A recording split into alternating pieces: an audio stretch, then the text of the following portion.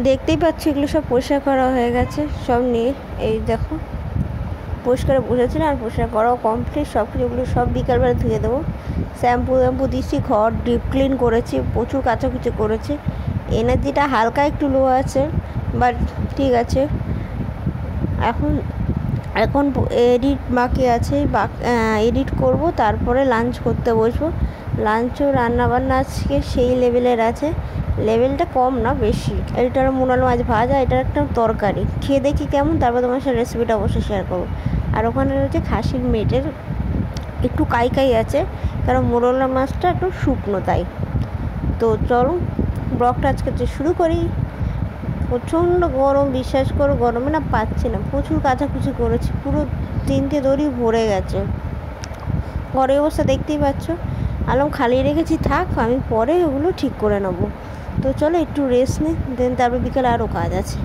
কালকে না একটু শরীরটা ভালো লাগছিল না, তো আমি বাকিটা তোমাদের বলছি কি ইন্টার দেন। Good morning everyone, welcome back to the channel. সকালে ভালো আছে, আমি খবর কাল শরীরটা ভালো না থাকায় না আর কোনো কাজ বাজ ওরকম করিনি। রান্নাবান্না যা ছিল তাতে বড় বাড়িতে এলো খেতে দিলাম। দেন তারপর আমার জন্য একটু হালকা পরোটা মতন করতে চাইলাম, যেটা তৈরি করতে চেয়েছি সেটা হয়নি। সেটা হলে অবশ্যই তোমাদের সাথে ভাবতাম আর একবার আমি ট্রাই করে দেখবো, কিন্তু যেহেতু হয়নি ট্রাই করার চেষ্টাও করছি না। আর কালকে একটু মন মেজাজটা হালকা একটু খারাপ ছিল, বাট যে কারণে খারাপ ছিল সেটা আমার হয়ে গেছে কাজ আজকে সকালবেলায়। কিন্তু আর একটা মাথায় এসে চেপে বসেছে যে ওটা টেনশন হয়েছে, বাট ওটাও কখনো হয়তো পরে হয়ে যাবে।